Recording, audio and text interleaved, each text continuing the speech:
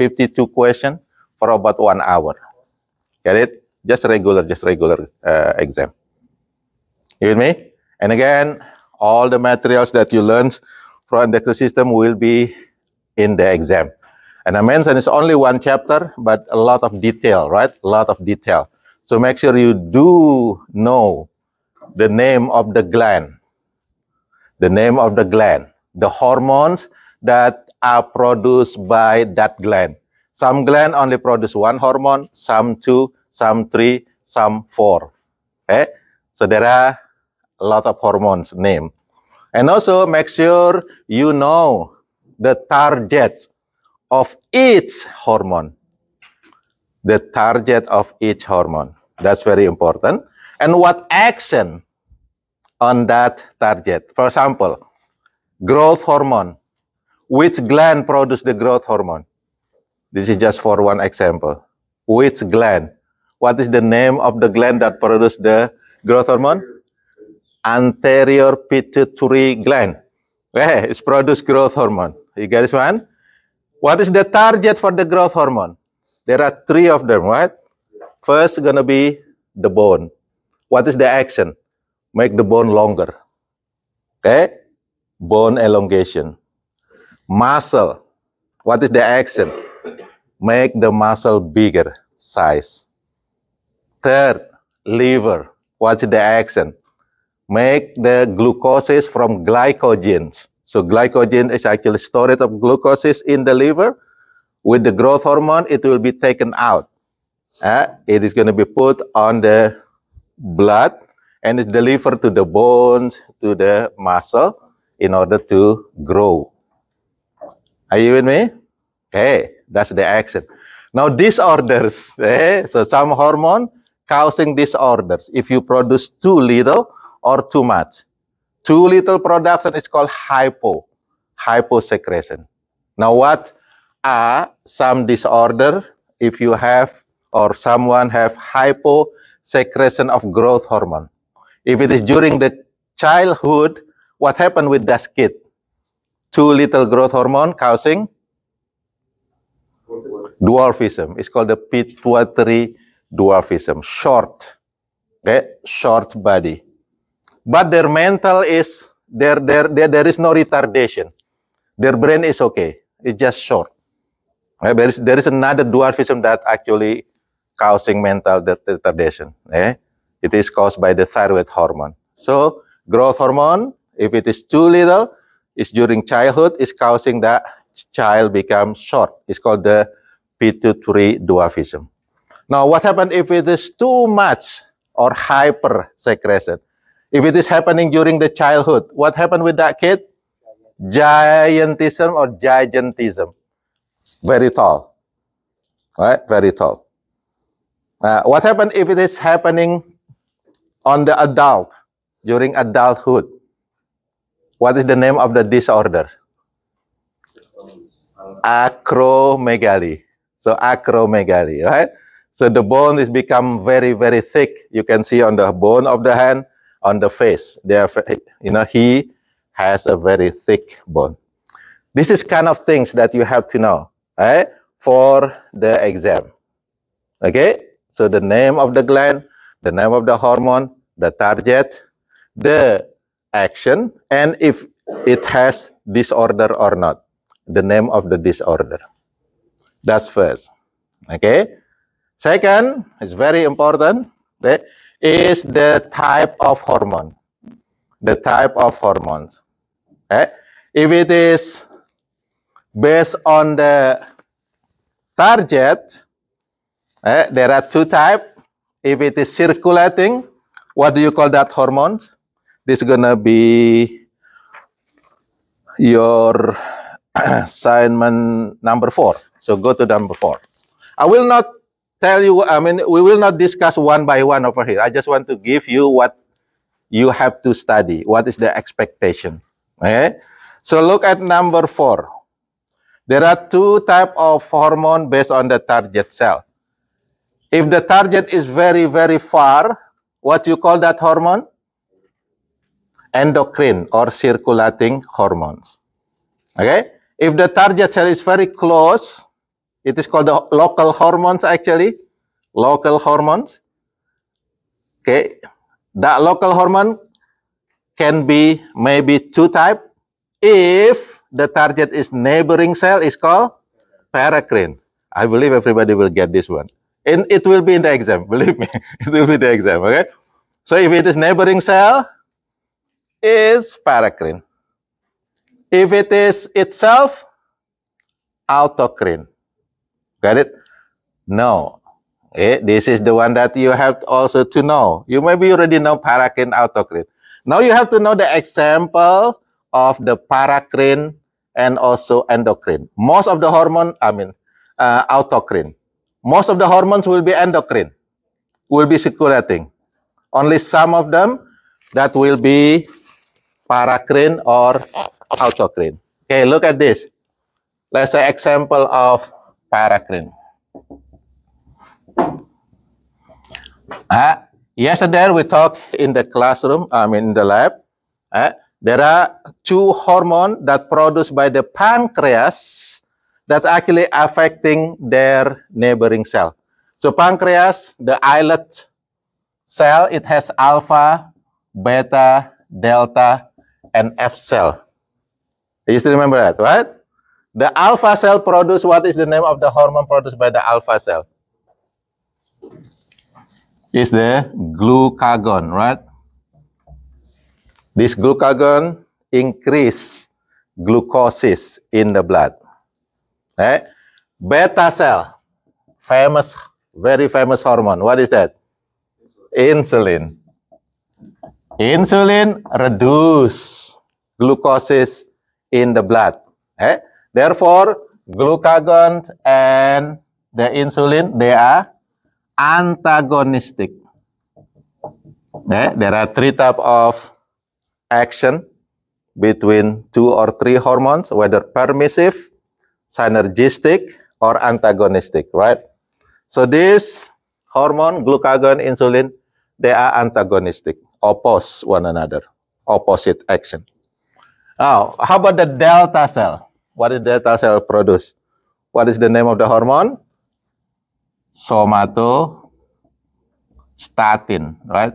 Somatostatin. Now, what is the target of the somatostatin? The target is actually beta cell and alpha cell, which is neighboring cells. You with me? So from this information then, example of paracrine, let's say one is somatostatin. You get it, one? Because what? Because somatostatin affecting the alpha and beta cell. Okay, that's neighbor cell. Now, F cell of the pancreas produce hormone is called the pancreatic. This is gonna be, let's say, number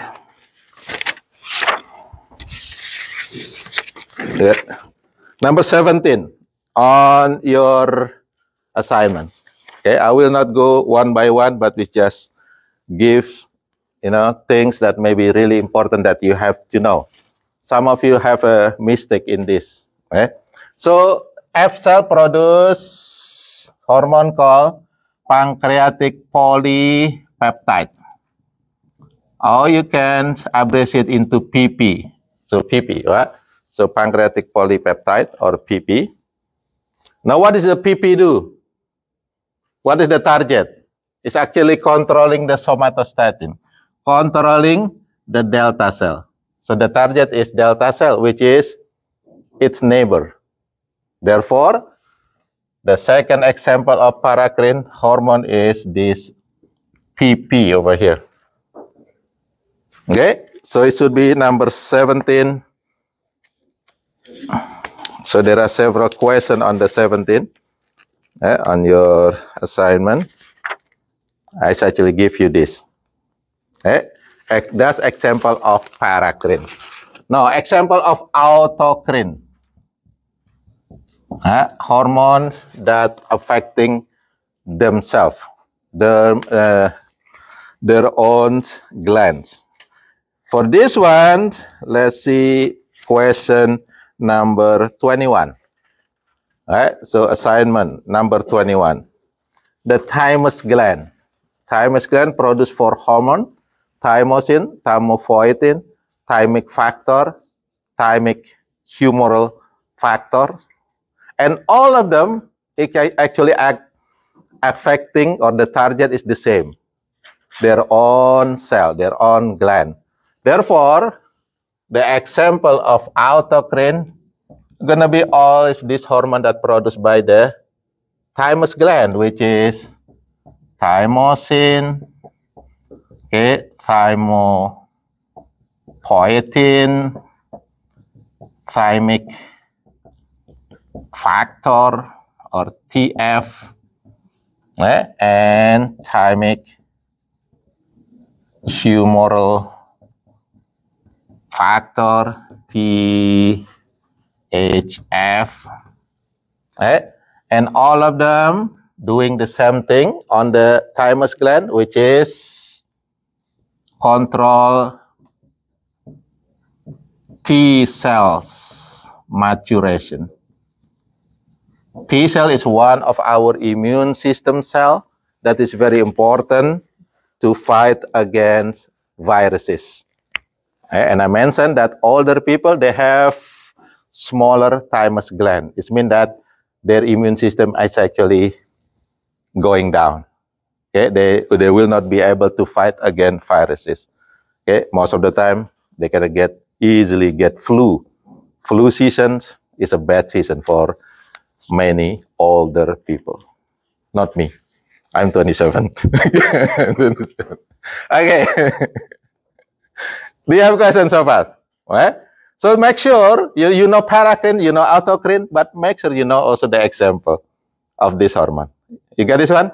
I already warning you, give you the warning. Right? So if it is in the exam and you still mistake, wrong in this one, that's your fault, not mine. Okay, that's your fault. Right? I give you the warning. Okay. Now, maybe last time we have not finished all the gland. We're going to go to the one that we have not done yet. Lesson number 18. Go to number 18. Number 18. This is just under the adrenal gland. Last time we stopped in the adrenal gland. Down on the adrenal glands over here, we male or female have glands or organ that produce hormone. If it is female, that organ is called ovaries. So ovaries, there are 2 of them, okay, into the pelvic area. This ovary produce 4 hormone. So ovaries produce 4 hormone. Maybe you only know, my estrogen. That's one of them. One of them. So what is the 4 hormone produced by the ovary? First is estrogen. Second is progesterone. Third is called relaxin. Okay, so estrogen, progesterone, relaxin, and inhibin. Okay, these are the 4 hormones produced by the ovary. Okay, now what is the action? These 2 over here is control the female characteristics. Therefore, the target will be all cell that's related to female that give the female characteristic. What? So like mammary gland, for example. Okay, hip cell. They're gonna be bigger hip because of this estrogen, progesterone. Progesterone is also really important during pregnancy because it actually make the uterine wall become thicker and thicker in order to make the baby growing on it. Okay. Now, relaxin. This is really important during pregnancy. Why? The name is telling you. What is this doing? Relax the muscle. So if a woman's pregnant, what happened with their belly? Bigger, right? So some muscle is gonna be relaxed because otherwise it's gonna be really, really difficult for that woman. Right? So the one that causing that relaxed muscle is called relaxin. It is produced by the ovary. The next one is called inhibin. This is will go to the hypothalamus, and then it will inhibit the GnRH, gonadotropic releasing hormone, which is the one that will be control the FSH. FSH control the eggs production. So at the end, inhibin actually inhibit the egg production. So therefore, woman, for example, only 1 per month eggs production because of this control. You with me? That's ovary. Now for male, what do you call the organ for female that is similar with ovary? It's called the testis or testicles, right? Testis or testicle. Location actually the same in the pelvic area, but for the male, it's going down, boom, going down to the special pocket. What do you call the pocket for the testicle? Anybody know the name, the pocket for the testicle? So the pocket look like this, right? So testicle will be here, 2 of them. Anybody? Start with the S. Come on. Get it? It's scrotum. Scrotum, right? It's called the scrotum. So scrotum is the pocket for the testicle. Okay? So our testicle is not really on the pelvic area, but it's going down. Why? Because sometimes it needs air. Sperm production require nice temperature. If our body too hot, it's going down, especially during summertime. Yeah, so you male know what happened during summertime. Most of the time, the scrotum downs a little bit. Why? Need air. But during winter time, most of the time, this testicle is up a little bit to our pelvic. If you don't believe me, take the shower with the cold water, right? And then you're going to see what happened with your testicle. It's going up a little bit. It will not down. Okay, why? Because they require nice temperature.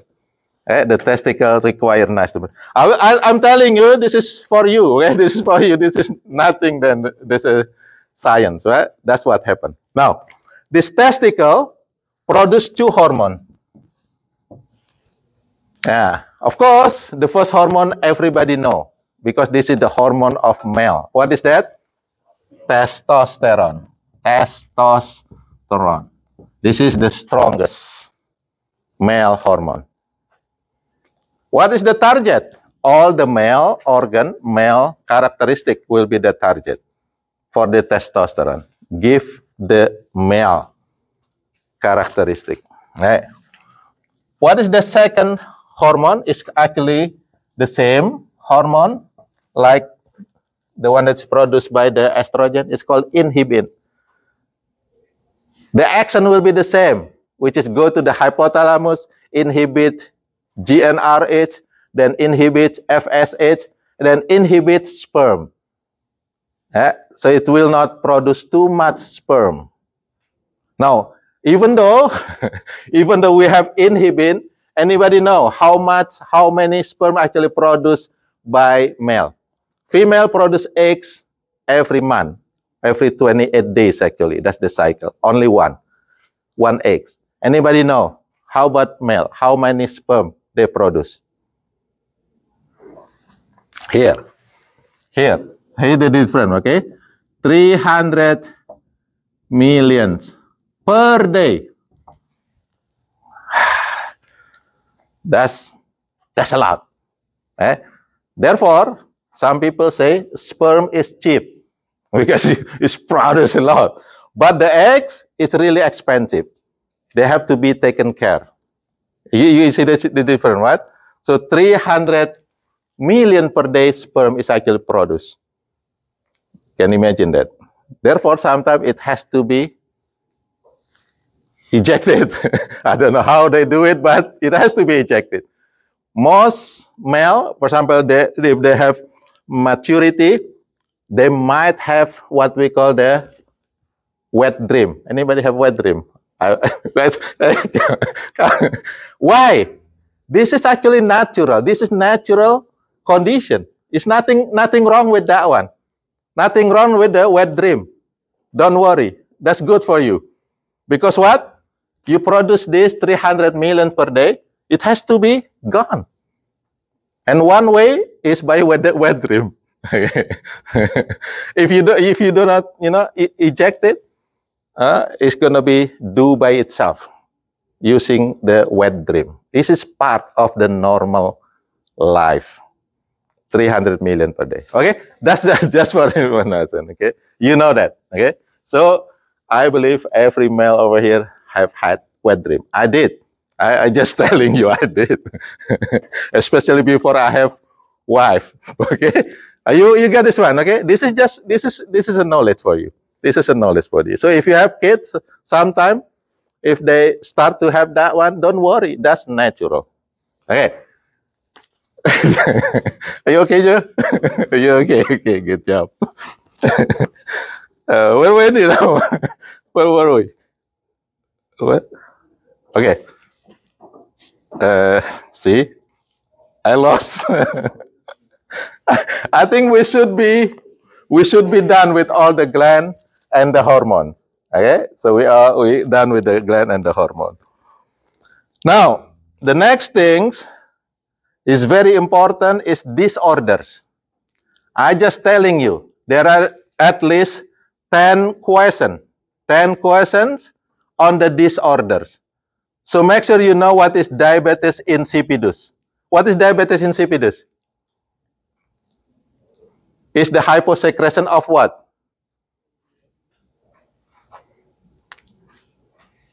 Anyone? Sydney, what is diabetes insipidus? Hyposecretion of ADH. Wonderful. You ready? You got this one. Believe me, if it is in there, you will be able to answer that. Right? Pituitary dwarfism. Hyposecretion of, we just mentioned that. Mason? Growth hormone. Good. Right. That's actually number 23 right now. So on your assignment is number 23. Giantism. Ethan. We have two Ethan here. Ethan Chrome. Hypersecretion of growth hormone. Growth hormone. Hypersecretion. Next. Acromegaly. No, Joe. Because Joe difficult to get this. Acromegaly. What happened? Thick bones. Yeah. What is the cause? What type of disorder? Growth hormone. Hyper or hypo? Hyper. Growth hormone. Good job. Adulthood. Hypersecretion of growth hormone. Okay, don't worry. I'm asking you. Make sure you know. There is no grade for today. But if you don't know during the exam, you will be sad. If you don't know right now, it's okay. Don't be sad. Now, next. F. There is a disorder is called the cretinism. Cretinism. This is actually also dwarfism. So this is dwarfism for the kids. What happened with this? This is actually happening during the pregnancy. The mother, this is not about the kid. This is actually about the mother. The mother that pregnant at that time actually have a very low thyroid hormone. Hyposecretion of thyroid hormone of the mother. Are you with me? Now, what happened with that one? It will affecting the baby inside. The baby will have very low thyroid hormones growing inside the mother womb. When the baby born, then it will be very small, short. It might be growing into kid, and the kid is really short with mental retardation. So that kid will have mental retardation. Okay, so this is dwarfism plus mental retardation. And this disorder is called the cretinism. This is hyposecretion of the mother. Therefore, when you, this is for female, if you pregnant, sometimes you need to check the level of thyroid hormones also. In case it's very low, it might affecting the baby.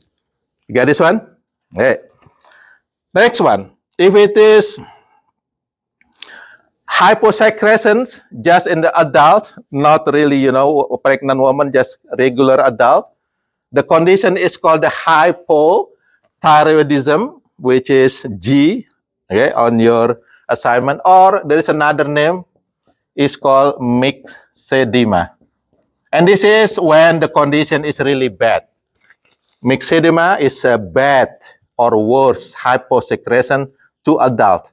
Mostly women also. So there are many women have problem with the thyroid hormone, with their thyroid gland. Now what is the symptom?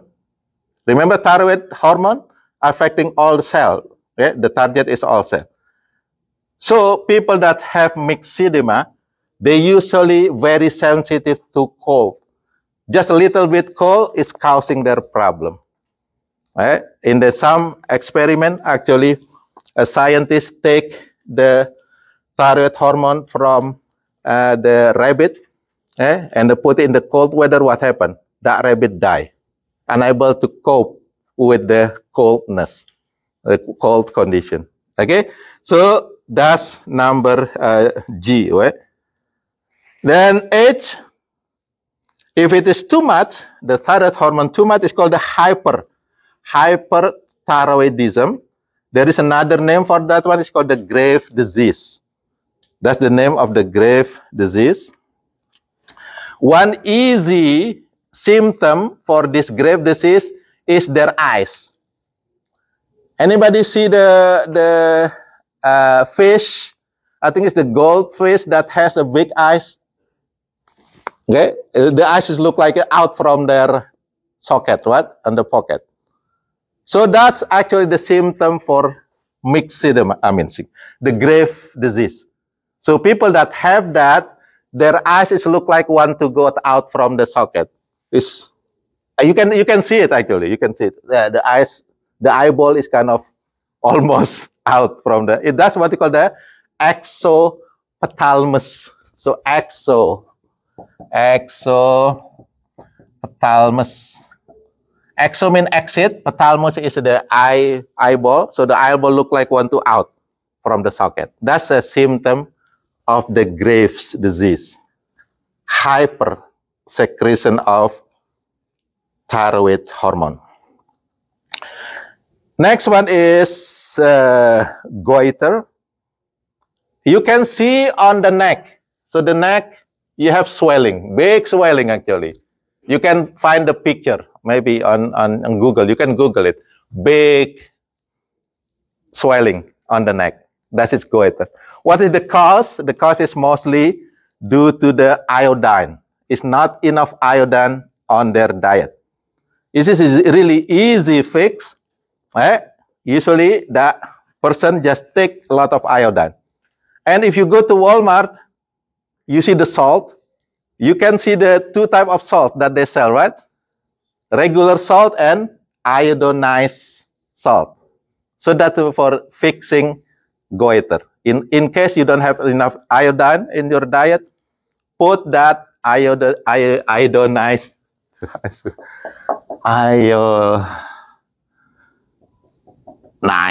salt. Whether you take the Walmart brand or the Morton brand, they have two types of salt, whether iodinized or just regular salt. That's actually to help us, to help some people with problem with the iodine. The next one, J, this is parathyroid hormone, PTH. If it is too low, the disorder is called the hypoparathyroidism. Okay? And usually, people that have this easily to get muscle tetany. Anybody know what is tetany? Their muscle is just contracting. Tetanus, just lock jaw. So there's a tetanus if it is too much. PTH. I mean, too little, I'm sorry, hypo. Right? Tetany is hypo. Now, if it is hyperparathyroidism, PTH, what happened? Remember, PTH function is to make sure that you have enough calcium in the blood. Increase calcium in the blood. What? That's a PTH function, which is opposite of the CT. Okay, they are antagonistic. Now, one way to make sure that you have enough calcium in the blood is by taking it out from the storage. Anybody still remember? What is the organ of the storage for calcium? Bone. So, if someone produces too much PTH, one way they try to make sure a lot of calcium is by taking it from the bone. Now, what happened with that people when the bone don't have enough calcium? The bones are going to be very fragile. It's called the osteitis fibrosa, cystica.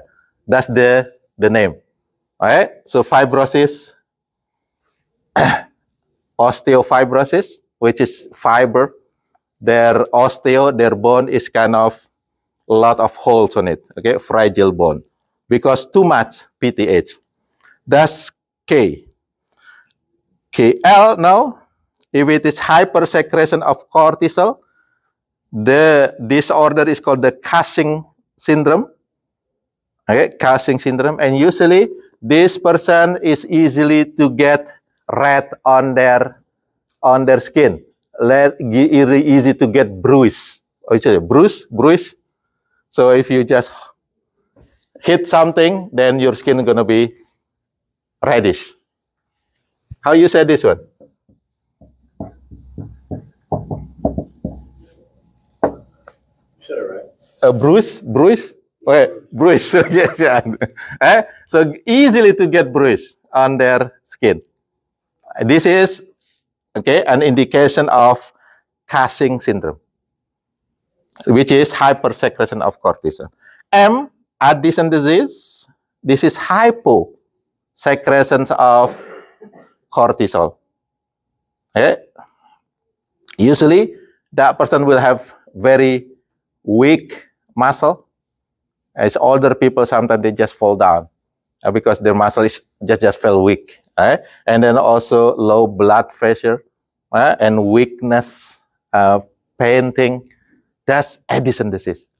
If you have older people like just falling down like that, boom, okay, painting, weak, that might be caused by this low, or hyposecretion of cortisol. N, which is insulin. What happened with the hyposecretion of insulin? The name of the disease, or also called the diabetes mellitus, and there are two types, type 1 and type 2. Type 1, it is genetic, start very beginning. And I mentioned this is progressive. Sometimes 8 years old, they still don't feel anything. But when they get 10 years old, they start to get the symptom. Why? Because their immune system actually killing this. Killing the beta cell little by little. It's progressively. When they're still baby, maybe they don't have problem. But after so many beta cell killed by the immune system, their own immune system, then they will start to have the symptom of diabetes mellitus. That's type 1. And that's the reason why they will be dependent on insulin injection. They require insulin because they're unable to produce insulin. Type 2 is different. Type 2, this is your pancreas, the beta cell, still able to produce insulin. However, the receptor is not sensitive anymore. Your liver, which is the receptor for this insulin, will not sensitive for the insulin. This is what we call down regulation. Too much insulin. So therefore, they will not be able to remove glucose from the blood. And many of them, nowadays, they actually wearing the device that can monitor the glucose level in the blood, right? And that device Anybody use it, or anybody know somebody use it? It's going to be beeping. What? Beep, beep, beep. And I have several friends that have type 2 diabetes, and when we have gathering, eating good food, that one is beeping. What happened with that person, with my friend? Instead of stop eating, he turned off the continue eating. He turned off the beeping. But it's actually risky for him because his glucose level may be spiked up. Okay? So that's the insulin, hyposecretion of insulin.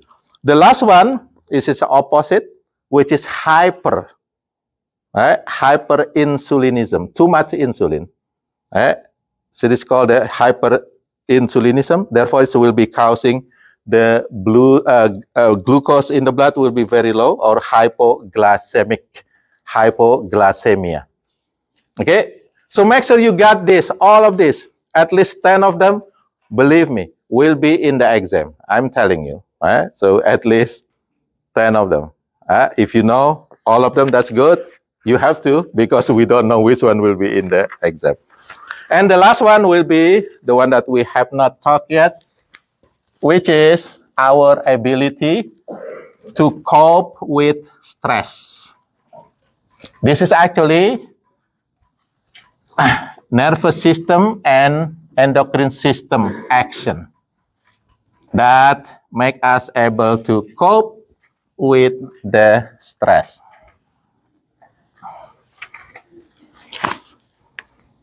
Okay, stress. Anybody have stress? Everybody, yes. Okay, everybody stress. It doesn't matter whether you are rich, poor, smart, or not. Still, everybody will get stressed. This is part of our life. So, actually, stress, it has two types. I just want to tell you that two types. There is stress that is actually good for us. It's called the eustress. This is good stress. I can say good stress because this is actually preparing us for something. It is stress, but we are prepared. You get this one? Therefore, it's called the good stress. Eustress. Okay, the second one is, of course, the bad stress is called distress.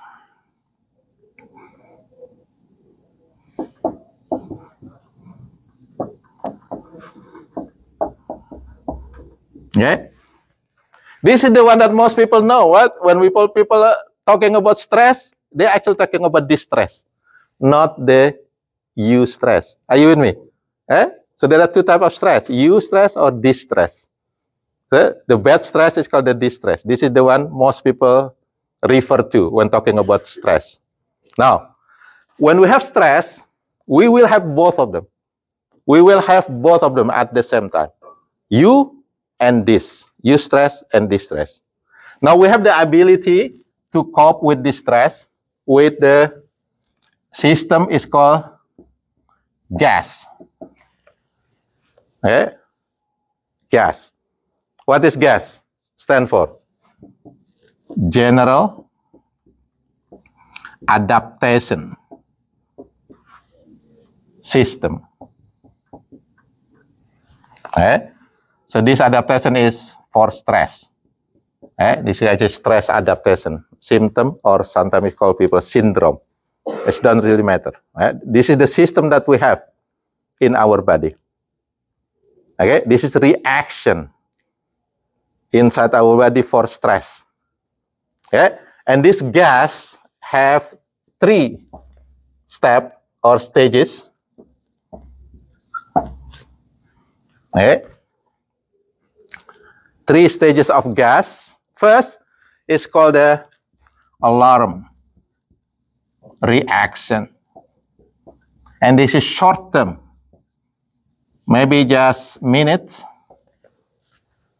sometimes hour, but it's just mostly just minute. This is an alarm reaction. And it is done by nervous system. Okay, which is sympathetic reaction, or fight or flight reaction. We have learned this in the previous chapter, BMS 171, sympathetic, autonomic nervous system. Now, I give you the easy example to understand. Let's say I'm going to use myself as the person that have stress. Here, I scared of dog, believe me. I scared of dog. No, if there is dog coming to me, especially that dog is very, so let's say very nasty, has a big teeth, what happened with me? The first thing that I do, I will prepare. I will prepare. My nervous system will kick off at that time for preparing. Preparing.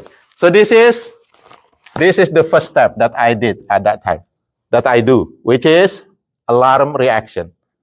And this is part of the eustress. I am stressing, but it is good for me because I'm preparing. What am I going to do with that dog? Will I fight it? Boom.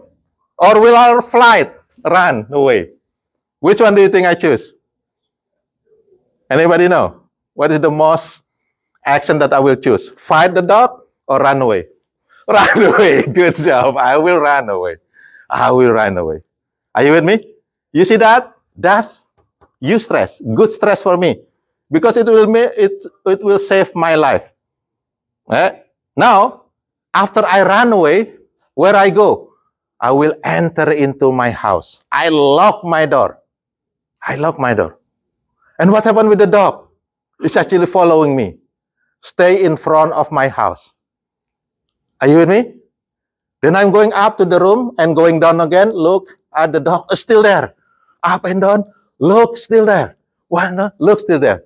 Now what happened with me? I'm going to have the second reaction. Are you with me? What is the second reaction? It's called the resistance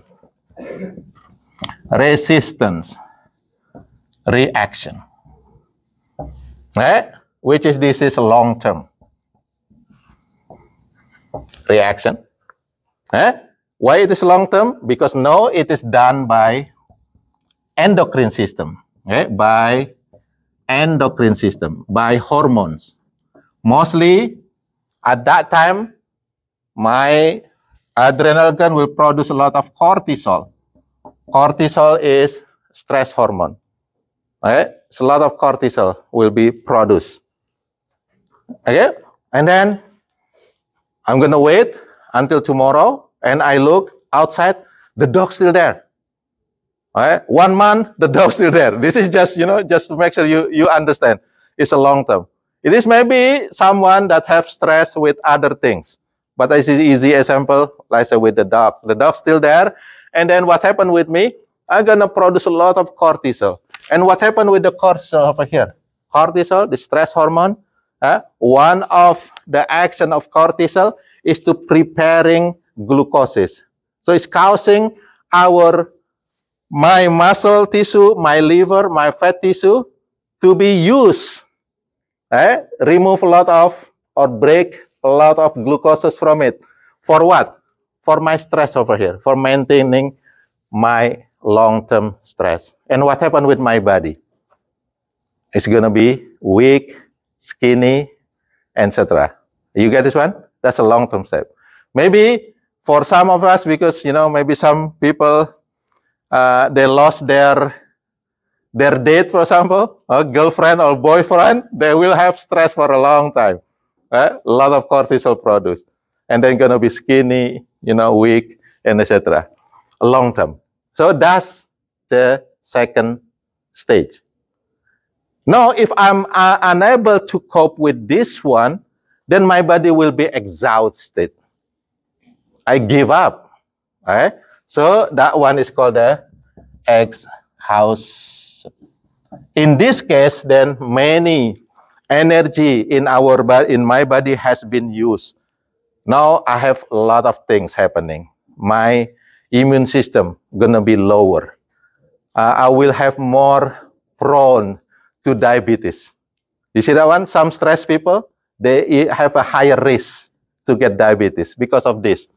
Cortisol, causing a lot of glucose in the blood to maintain this stress. So this one is going to be the, what we call the distress. This is the bad stress during the long term. And then again, if unable to cope with this long-term stress or distress, my body will be exhausted. Some people actually,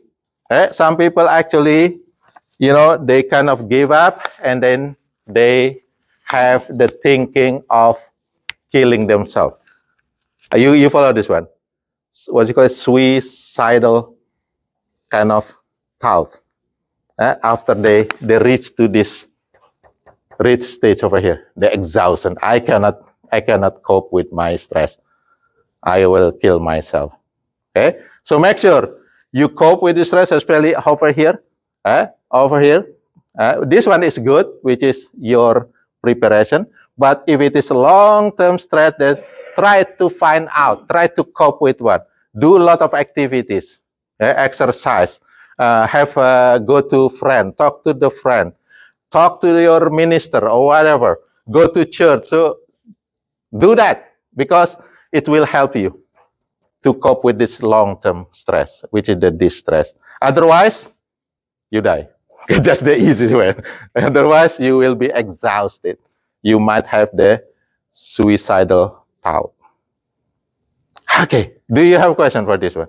I already tell you everything for this. So make sure you study this again, plus some explanation that you have today.